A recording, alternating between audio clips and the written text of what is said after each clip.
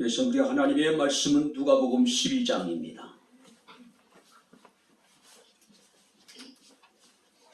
16절 말씀부터 21절 말씀까지 제가 봉독해 드리도록 하겠습니다.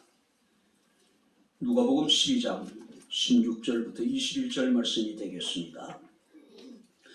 또 비유로 그들에게 말하여 이르시되 한 부자가 그 밭에 소출이 풍성하매 심중에 생각하여 이르기를 내가 곡식을 쌓아 둘 곳이 없으니 어찌할까 하고 또 이르되 내가 이렇게 하리라 내 곡간을 헐고 더 크게 짓고 내 모든 곡식과 물건을 거기 쌓아 두리라. 또 내가 내 영혼에게 이르되 내 영혼아 열에 쓸 물건을 많이 쌓아 두었으니 평안히 쉬고 먹고 마시고 즐거워하자 하리라 하되 하나님은 이르시되 어리석은 자여 오늘 밤에 내 영혼을 도로 찾으리니 그러면 내 준비한 것이 누구의 것이 되겠느냐 하셨으니 자기를 위하여 재물을 쌓아두고 하나님께 대하여 부유하지 못한 자가 이와 같으니라. 아멘. 고맙습니다. 오늘도 주의 사랑하는 귀한 성도들이 주님 앞에 나와 영과 진리로 하나님을 예배케 하시고 또 이 시간 주의 말씀을 청종할 수 있는 은총을 내려주심을 감사합니다. 말씀이 선포될 때 우리의 마음의 문을 열어주시고 우리의 길을 여셔서 성령의 교회들에게 하시는 주의 음성을 이 새벽에 듣게 하옵소서. 예수님 이름으로 기도하옵나이다. 아멘. 할렐루야. 자, 우리 옆에 있는 분들과 인사하겠습니다. 하나님 우리와 함께 하십니다. 인사하겠습니다. 하나님 우리와 함께 하십니다. 할렐루야. 사랑의 기술이라고 하는 책을 썼던 에릭 프롬이라는 사람은 삶의 양식에 대해서 두 가지를 이야기합니다. 첫 번째는 뭐냐면은 소유 양식이 있고 두 번째는 존재 양식이 있다라고 이야기를 합니다. 자, 여기서 소유 양식을 가진 사람은 무엇을 가지고자 무엇을 추구하고 또 그것을 움켜쥐고 그것을 지배하려고 하는 사람들입니다. 자, 반면에 존재의 양식을 가진 사람은 소유에 관계없이 자신의 존재 자체를 즐겁게 여기고 그것을 누리고 또 자유롭고 행복한 삶을 살아가는 사람들이라고 정의를 합니다. 저는 이렇게 생각하게 됩니다. 소유 양식을 가진 사람, 많은 것을 소유했음에도 불구하고 늘 결핍의식을 가지고 살아가는 사람, 결핍의식입니다. 자, 반면에 존재의 양식을 가진 사람은 소유와 관계없이 늘 풍요의식을 가지고 살아가는 사람이라고 저는 생각을 합니다. 자, 그래서 우리가 신구약을 떠나서 모든 믿음의 사람들의 삶의 특징이 뭐냐면은 그들은 존재 양식을 가진 사람이고 그들은 풍요의식을 가지고 살아갔던 사람들이었다는 겁니다. 그래서 다윗은 여호와는 나의 목자시니 내게 부족함이 없다라고 하는 그런 고백을 하게 되는 모습을 우리가 보게 됩니다. 소유 양식이 아니라 존재 양식을 가진 사람. 자, 결핍의식을 가진 사람이 아니라 풍요의식을 가진 사람. 바로 우리 모두가 될 수 있기를 주의 이름으로 축원합니다.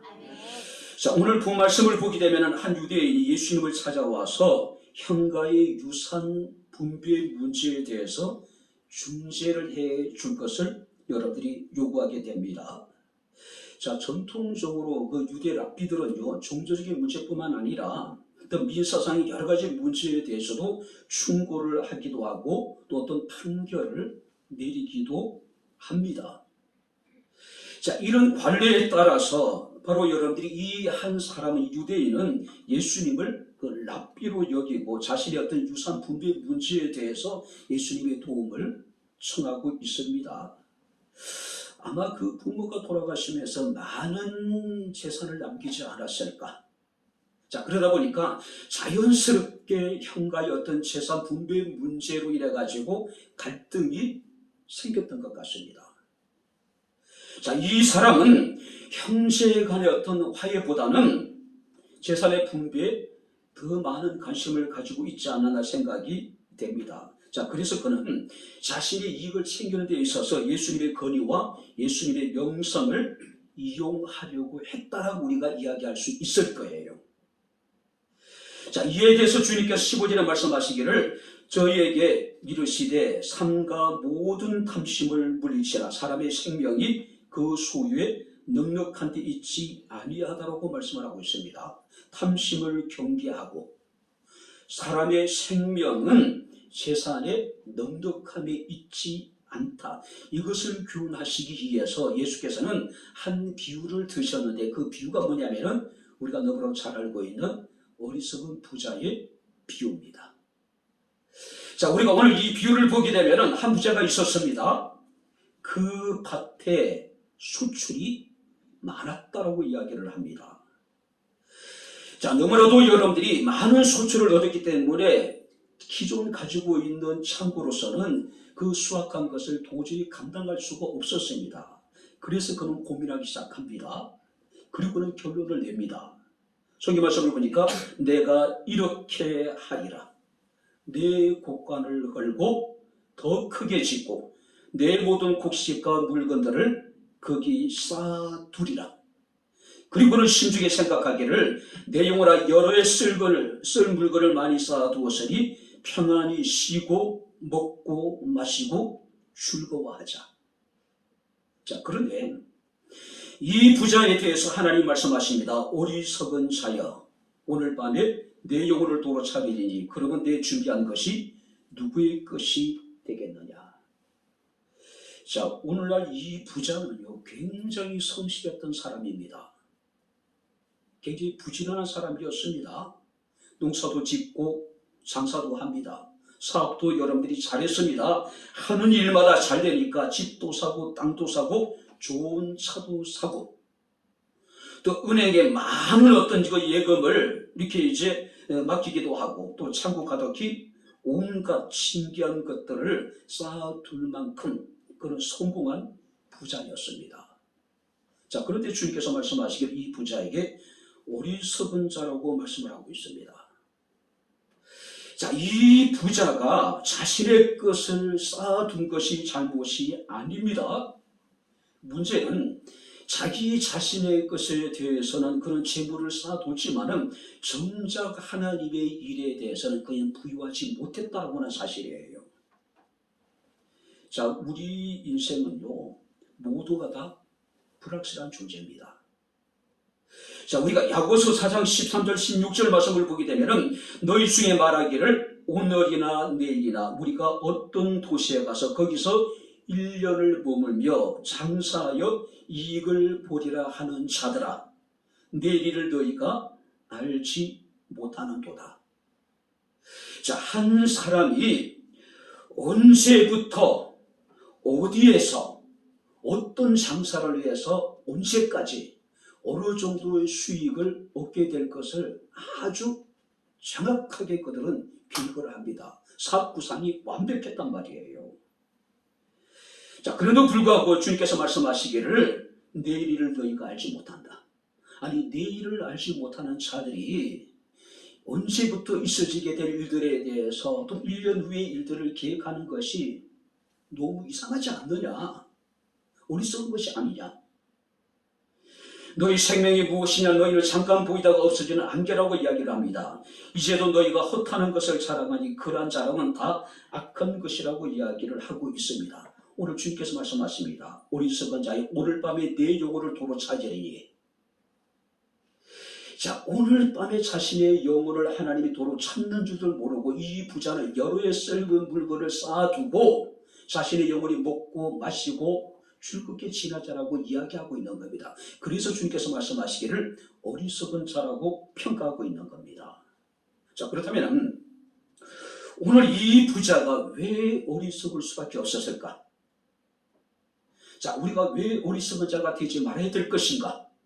우리가 본 말씀을 통해서 몇 가지로 살피면서 우리가 함께 은혜를 나누도록 하겠습니다. 자, 18절을 우리 다시 한번 같이 읽겠습니다. 18절 다 같이 읽겠습니다. 또 이르되 내가 이렇게 하리라. 내 곡간을 헐고 더 크게 짓고 내 모든 곡식과 물건을 거기 쌓아두리라. 내가 이렇게 하리라. 내 곡간을 헐고 내 곡간을 더 크게 짓고 내 모든 곡식과 내 모든 물건을 거기에 쌓아두겠다. 자, 이 본문 말씀을 보게 되면 부자가 스스로 나라고 하는 1인칭을 6번이나 반복해서 사용하고 있습니다. 이 부자는요, 철저하게 자기중심적인 사람이었습니다. 자, 남을 향하여 완전히 닫힌 마음을 가진 사람이었고 자기 자신에 대해서 활짝 열려있는 이기적인 그런 사람이었음을 우리가 보게 됩니다. 물론 이 사람이 많은 소출이 부정한 방법으로 얻은 것은 아니지요. 정당하게 농사를 지어서 정당하게 얻은 이익이었단 말이에요. 자, 그는 스스로 생각하기를 당연히 이 모든 것은 자신의 것이라고 생각했습니다. 오직 자신만을 위해서 써야 되는 것으로 그는 생각하고 있었다는 것이죠. 그래서 그는 내 곡간을 헐고 내 곡간을 더 크게 짓고 내 모든 곡식과 내 모든 물건을 거기 쌓아두고 나를 위해서 즐기고 먹고 마치겠다. 자기만을 위해서. 자, 여기에 여러분들이 부자의 어리석음이 있는 겁니다. 햇빛과 비를 주심으로 풍성한 소출을 가능케 해주신 하늘에 계신 하나님을 전혀 그는 생각하지 않았다는 것이죠. 우리가 마태복음 5장 45절 말씀을 보게 되면 하나님이 그 해를 악인과 선인에게 비추시며 비를 의로운 자와 불의한 자에게 내려주셨다라고 말씀을 하고 있습니다. 그런데 이 부자는 그것을 깨닫지 못한 거예요. 감사치도 아니하고 하나님께 영광 돌리지 않았다라고 하는 사실입니다. 자, 주님께서는 그에게 뭐라고 말씀하십니까? 20절 말씀하니까 어리석은 자야. 어리석은 자야. 자, 그렇다면 왜 이 부자가 그렇게 물질에 집착을 했을까요? 그것은 인생의 성공이 소유에 있다라고 잘못된 믿음을 가지고 있었기 때문에 그렇다는 겁니다. 한마디로 그는 소유 양식을 가진 존재였어요. 많은 것을 소유했음에도 불구하고 늘 그는 결핍의식을 가지고 살아가는 그런 사람이었다는 겁니다. 자, 그러다 보니까 이미 많은 것이 있음에도 불구하고 그 많은 것을 소유하기 위해서 더 큰 창고를 짓고 여러 해 쓸 물건들을 여러분들이 쌓아둔 겁니다. 우리가 성경에 물질 숭배를 mammon이라고 이야기를 합니다. 자, 물질의 신이라고 이야기합니다. 여러분들은 황금의 신이라고 이야기를 해요. 자, 사람들이 우리가 물질의 신에 사로잡히게 되면 어떤 일이 벌어지게 되냐면은 돈이면 무엇이든지 해결할 수 있다라고 하는 잘못된 생각을 가지게 됩니다. 그래서 사람들이 돈 하는 것이죠. 자, 이 만물의 신에 사로잡히게 되면은 늘 비교의식을 이 만물의 신은 우리에게 심어줍니다. 그래서 많은 것을 가졌음에도 불구하고 늘 결핍의식을 가지게 되는 거예요. 좀 더 많은 것, 좀 더 많이, 좀 더, 조금 더. 예전에 한국의 최고의 어떤 재벌 총수에게 기자가 물었습니다. 지금 소유한 것에 대해서 만족하십니까? No. 얼마나 더 있으면 만족하시겠습니까? 조금만 더. 이게 만몬의 신에 사로잡힌 사람의 전형적인 모습입니다. 자, 만몬의 신에 사로잡힌 사람들을 보게 되면 미래에 대한 두려움 때문에 굉장히 인색합니다. 많이 쌓아두고도 나누지 못하는 거예요. 그리고 이 만몬의 신에 사로잡힌 사람의 특징이 뭐냐면은 모든 것을 자기의 것으로 그들은 생각하고 있다는 것이죠. 이 부자는 이미 많은 재산을 충분히 가지고 있었습니다. 자, 그래도 불구하고 더 많이 가지려고 지금 여러분들이 그런 욕심에 사로잡혀 있는 겁니다. 그리고 오직 자기만을 위한 삶을 살고 있는 것이죠. 감리교회 요한 웨슬리는 그런 이야기를 합니다. 할 수 있는 대로 많이 벌어라. 그리고 많이 저축하라. 그리고 할 수 있는 대로 많이 베풀라. 많이 우리가 벌어야 되고 많이 저축해야 될 목적이 뭐냐면, 이유가 뭐냐면은 많이 베풀기 위한 것이 되어야 된다는 이야기예요. 사랑하는 성도 여러분들, 지금 내가 누리고 있는 것, 내가 지금 소유하고 있는 그것, 내 것이 아님을 우리가 깨달아야 돼요. 만약에 그것이 내 것이라고 우리가 착각하고 있다면 하나님은 그를 어리석은 자라고 칭하게 되실 것입니다. 신명기 8장 18절 말씀을 보니까 하나님을 말씀하시기를 내 하나님 여호와를 기억하라. 그가 내게 재물 얻을 능력을 주셨습니다. 내 힘으로 내 지혜로 내가 수고해서 얻은 것 같지만은 결국 하나님께서 우리에게 재물을 얻을 수 있는 능력을 주셨기 때문에 너희는 부유함 중에 내 하나님 여호와를 늘 기억하고 감사하는 이야기예요. 영광을 돌리라는 이야기입니다. 내가 가지고 있는 물질뿐만 아니라 내 건강, 내 재능, 내 생명, 나의 지혜도 모두가 다 하나님의 것이라는 것이죠. 제가 전도서 2장 18절 21절 말씀을 보면 참 재밌다 생각이 들더라고요. 한번 들어보세요. 내가 해 아래서 내가 한 모든 수고를 미워하노니 이런 내 뒤를 이을 이에게 남겨두게 됨이라. 그가 지금까지 한 모든 수고에 대해서 그가 미워한 게 왜냐하면 자신이 한 모든 수고의 그 열매를 내 뒤에 이을 자에게 주게 됩니다. 문제는 그 사람이 지혜자일지 우매자일지 알 수가 없다는 거예요. 그래서 내가 해 아래서 내 지혜를 다하여 수고한 모든 결과를 그가 다 관리하니 이것도 헛되다. 뿐만 아니라 여러분, 내가 해 아래서 한 모든 수고에 대하여 내가 내 마음에 실망했다. 무슨 얘기일까요? 밤잠 자지 않고 온갖 지혜를 다해서 정말로 열심히 노력해서 내가 많은 것을 얻었는데 생각해 보니까 다 그것이 실망이다. 왜냐하면 나를 이을 자에게 다 가게 되는데 그것을 관리해야 될 자가 지혜자일지 우매자일지 알 수 없다는 이야기예요. 그래서 이런 이야기를 합니다. 어떤 사람은 그 지혜와 지식과 재주를 다하여 수고하였어도 그가 얻은 것을 수고하지 아니한 자에게 그의 목으로 넘겨주리니 이것이 헛된 것이며 이것이 악이다. 얼마나 후회해요. 그죠? 예전에 제가 운전해 가는데 어떤 사연을, 어떤 뉴스를 들었습니다. 부모로부터 50억의 유산을 받은 사람이 강원도 카지노에 가가지고 다 탕진하고 이제 자살한 사건이 이렇게 이제 뉴스에 보도되더라고요. 이게 오래전 이야기입니다. 그 50억의 그 유산을 자녀에게 물려주면서 그것이 그 자녀에게 비극이 될 거라고 부모가 상상을 했을까요?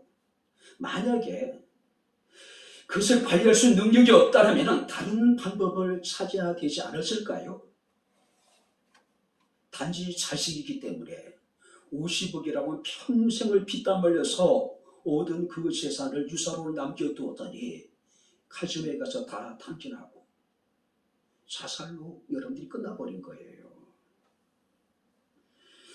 이 세상에서 내 것이라고 할 수 있는 것이 단 하나도 없습니다. 근데 부자는요, 그것을 깨닫지 못한 겁니다. 모든 것이 자신의 것이라고 생각했습니다. 그래서 하나님 말씀하시기를 어리석은 자라고 말씀을 하고 있는 겁니다. 두 번째 말씀을 보시기 바랍니다. 19절을 같이 읽겠습니다. 또 내가 내 영혼에게 이르되 영혼아 여러에 쓸 물건을 많이 쌓아두었으니 평안히 쉬고 먹고 마시고 즐거워하자 하리라 하되. 이 부자가 어리석은 이유는 두 번째 뭐냐면은 물질적인 부요가 영적인 만족을 줄 것이라고는 생각했다는 사실이에요. 자기 영혼에게 스스로 이르기를 영혼아 여러 해 쓸 물건을 많이 쌓아두시니 평안히 쉬고 먹고 마시고 즐거워하자. 창고에 가득한 재물을 바라보면서 이 부자는 굉장히 흐뭇했겠죠. 굉장히 여러분들이 만족하지 않았을까요? 왜냐하면 그는 스스로 생각하기를 물질적인 부요가 영적인 부요를 가져다 줄 것이라고 생각한 거예요. 그는 물질적인 축복이 곧 영적인 축복이라고 지금 착각하고 있는 겁니다. 근데 주님께서 말씀하시기를 그런 착각에 사로잡혀 있는 부자에 대해서 어리석은 자라고 말씀하고 계신 겁니다. 이것은 전형적인 우리가 번영신학이라고 이야기합니다. 자, 여러분들이 번영신학이란 뭐냐면 건강, 풍요, 오직 성공을 바라는 신학. 굉장히 세속적이고 기복적인 우리가 신앙이라고 이야기할 수 있습니다. 존 메가더 목사님과 더불어서 한국의 많은 성도들에게 사랑받는 분이 계십니다. 존 파이퍼라고 하는 목사님이에요. 요한이가 군대에 있을 때 제가 요한이랑 통화하면서 존 파이퍼 목사님의 동영상을 좀 찾아서 봐라. 요한이 꽤 봤던 것 같아요. 저 존 파이퍼 목사님이 이 번영신학에 대해서 쓰레기라고 표현을 해요. 쓰레기다. 참된 복음이 선포되어야 될 강단에서 온갖 쓰레기들이 성도들에게 지금 투척되어주고 있다는 이야기예요. 그 쓰레기가 뭐냐면은 번영신학이라는 겁니다. 오직 우리가 신앙생활의 목적이 건강하게 되는 것이고 풍요롭게 되는 것이고 성공하게 되는 것, 이것이 신앙생활의 전부가 되어버린 것, 목적이 되어버린 거예요. 부자는 인간에게 영혼을 주시고 또 거두어가시는 분이 오직 하나님이심에도 불구하고 자신의 모든 재물이 자신의 영혼을 평안하게 해줄 것이라고 착각합니다. 자신의 영혼을 만족하게 해줄 것이라고 지금 착각하고 있는 거예요. 재물은, 돈은 우리의 삶을 어느 정도 편리하게 해주는 것은 사실인 것 같아요. 그죠? 그런데 많은 재물이 우리에게 평안을 주지 않습니다. 많은 재물이 우리 영혼을 만족해 하지는 못한다는 사실이에요. 그래서 전도서 5장 10절 12절 말씀을 보게 되면 재미있는 이야기가 기록되어 있습니다. 은을 사랑하는 자는 은으로 만족하지 못하고 풍요를 사랑하는 자는 소득으로 만족하지 못한다. 재물이 많아지면 먹는 자들도 많아지니 그 소유들은 눈으로 보는 것 외에 무슨 유익이 있느냐. 통장 잔고가 두둑해도 우리가 그 많은 것을 가지고 돈이 많다 보면 자기 쓸 일도 많아지게 될 것이고 먹는 사람도 많아지게 될 것이고 그렇다면 많은 잔고를 가지고 있는 사람이 누리는 행복이란 게 뭘까요?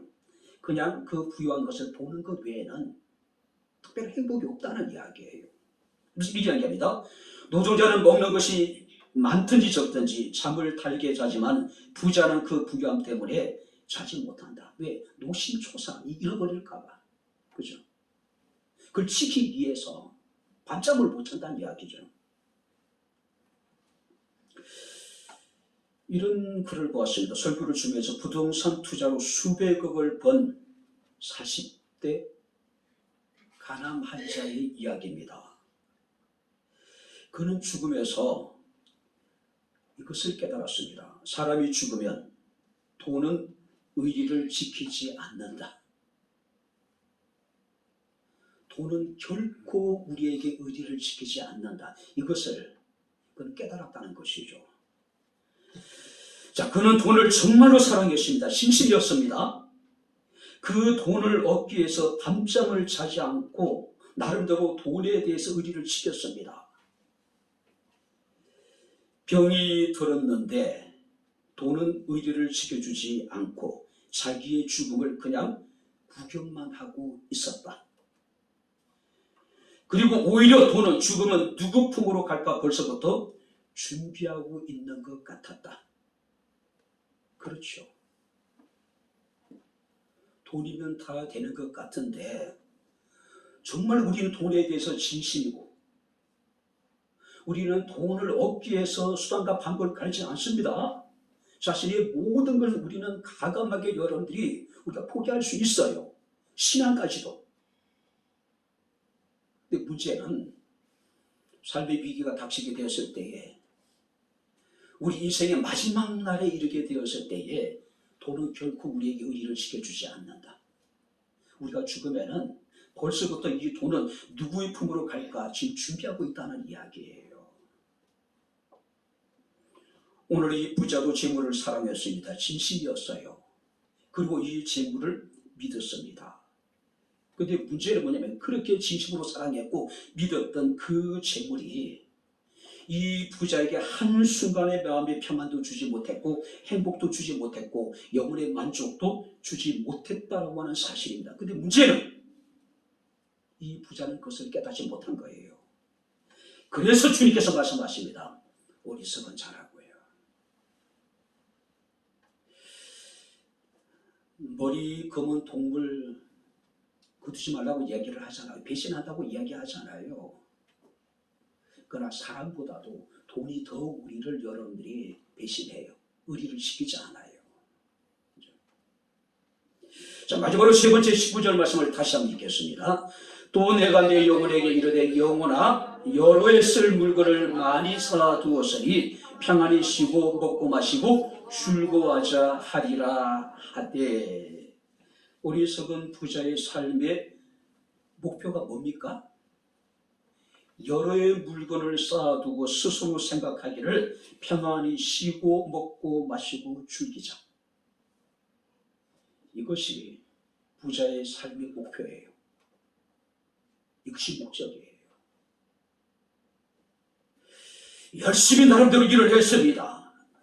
많은 여러분들의 소출을 얻었어요.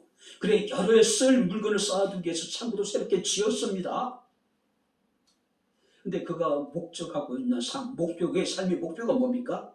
평안히 쉬고 먹고 마시고 즐거워하자. 여기서 문제가 뭘까요? 평안히 쉬는 게 문제일까요? 먹고 마시고 즐기는 것이 문제가 될까요? 아니에요. 저는 문제가 아닙니다. 왜냐하면 우리가 여러분들이 전도서 2장 24절 말씀을 보게 되면 사람이 먹고 마시며 수고하는 것보다 그 마음을 더 기쁘게 하는 것이 없다라고 이야기합니다. 자, 뿐만 아니라 전도서 3장 13절 말씀을 보게 되면 사람마다 먹고 마시는 것과 수고함으로 낙을 누리는 것이, 한번 따라해 보시기 바랍니다. 하나님의 선물이라. 할렐루야. 그건 하나님의 선물이에요. 하나님의 선물이에요. 그러면 뭐가 문제였을까요? 그는 자신이 스스로 생각하기를 평안히 쉬고 먹고 마시고 즐거워하자. 근데 그에게는요, 하나님께 대한 감사도 없고 하나님에 대한 영광도 없을 뿐만 아니라 다른 사람의 필요에 대해서 그는 철저하게 무관심했다는 거예요.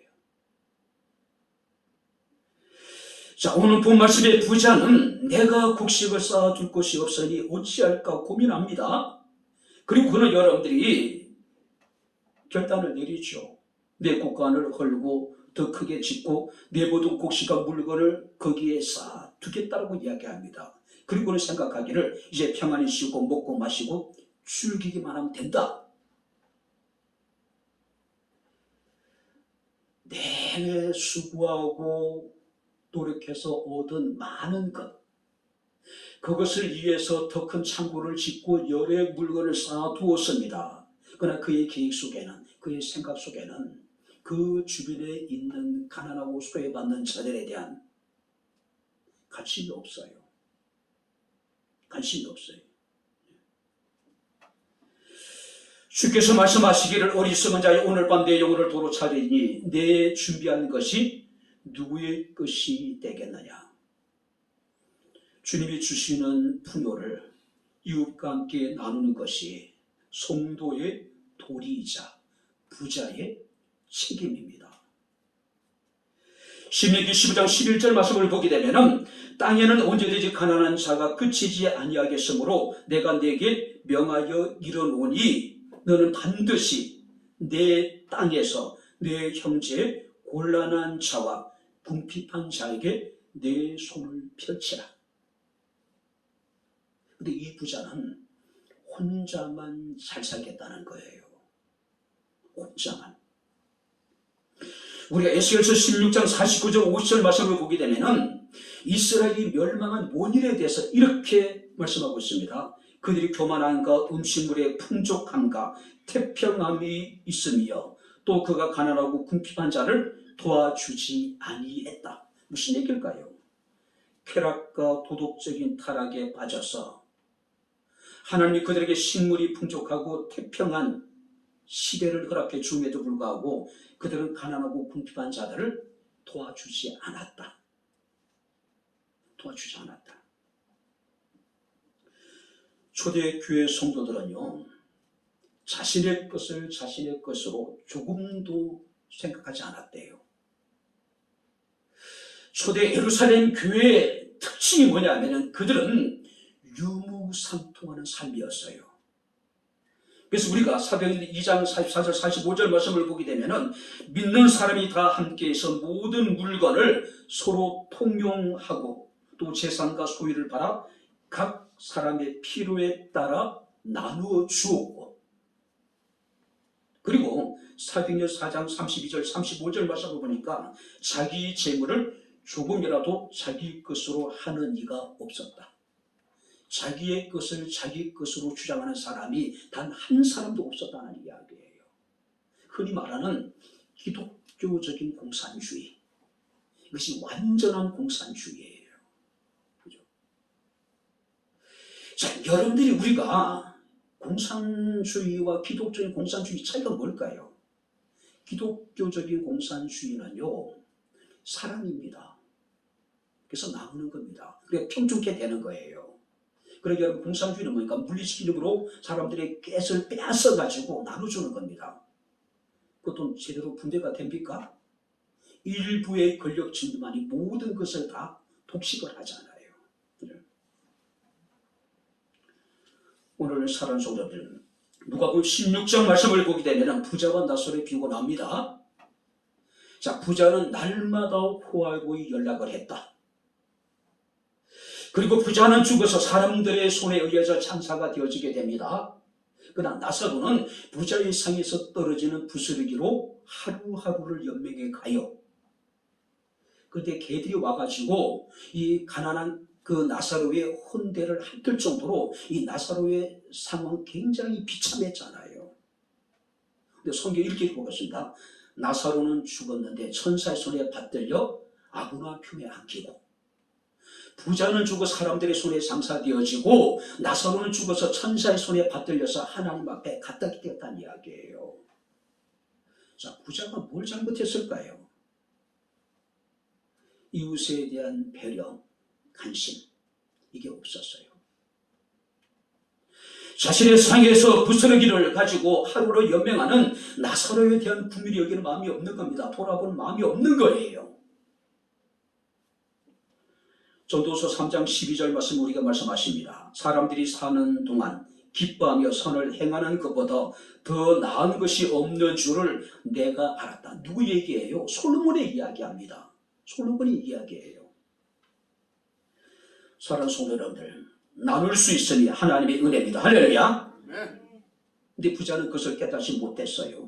그래서 주님은 그를 어리석은 자라고 규정을 하고 계신 것이죠. 오늘 여기까지 우리 말씀을 마치도록 하겠습니다. 어쩌면 우리도 이 부자처럼 내 것을 많이 만들고 싶지 않으실까요? 그것을 쌓아두고 내가 내 것을 가지고 행복한 삶을 꿈꾸고 있지 않을까요? 그래서 이것은 인지상정이죠. 당연한 겁니다. 그러나 불행하게도 세상에 내 것이라고 할 수 있는 것이 아무것도 없더라고 하는 사실입니다. 이게 문제예요. 그리고 생명도, 영혼의 만족도, 삶의 행복도 결코 소유에 있지 않다라고 하는 사실입니다. 근데 부자는 그것을 알지 못했기 때문에 그는 어리석은 자가 되었다는 사실이에요. 혹자는 이 부자를 성공한 실패자로 규정을 합니다.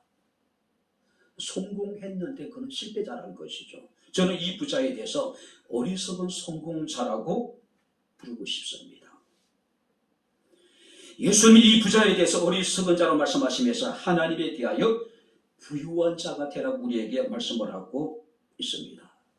사랑하는 성도 여러분들, 내 것이라고 할 수 있는 것이 적을지라도 우리가 하나님의 일에 부유한 자가 되게 된다면 하나님은 우리에게 참된 만족을 주실 것이고 참된 평안을 주실 것이고 영원한 생명을 우리에게 주실 것이라고 하는 사실입니다. 바라건대 성공한 실패자가 아니라 어리석은 성공자가 아니라 하나님의 일에 부유한 자, 지혜로운 우리 백향목교회 사랑하는 모든 성도들이 다 될 수 있기를 주의 이름으로 축원합니다. 기도하겠습니다. 주신 아버지 하나님, 우리 아버지 하나님의 은혜와 사랑을 진심으로 감사합니다. 하나님께서 우리에게 지혜로운 마음을 더하여 주시되 하나님의 선한 일에 부유한 자가 되게 하시고 하나님의 선한 일에 힘쓰는 자가 되게 도와주셔서 성공한 성공자가 되게 하시고 지혜로운 성공자들이 되게 하옵소서. 예수님 이름으로 기도합나이다. 아멘.